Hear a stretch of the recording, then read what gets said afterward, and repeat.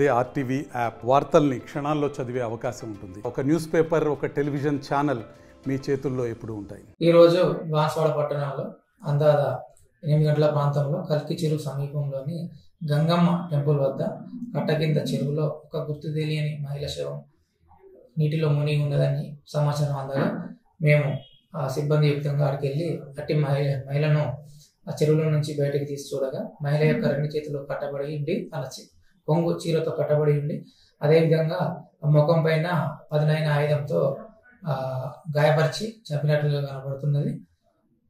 ఈ విషయాన్ని ఆ గుర్తించిన మహిళను గుర్తించడానికి మేము దర్యాప్తు చేస్తున్నాం.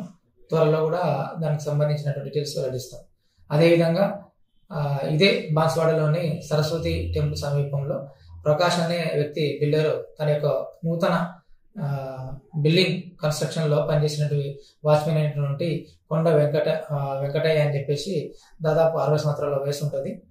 అటు వ్యక్తి ఈరోజు ఉదయం తన ఇంటిలో రక్తం మడుగులో పడి చనిపోయినని చెప్పి సమాచారం అందగా మేము వెళ్ళి చూడగా అటు వ్యక్తి తన యొక్క ముందు రూమ్ లో చనిపోయి ఉన్నాడు. ఈ విషయంపై కూడా దర్యాప్తు కొనసాగుతున్నది.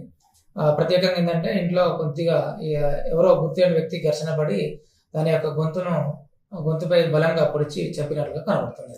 మరిన్ని వీడియోస్ కోసం ఛానల్ ని సబ్స్క్రైబ్ చేయండి. లేటెస్ట్ అప్డేట్స్ కోసం వాట్సాప్ ఛానల్ ని ఫాలో చేయండి. అండ్ లింక్ డిస్క్రిప్షన్ లో ఉంది.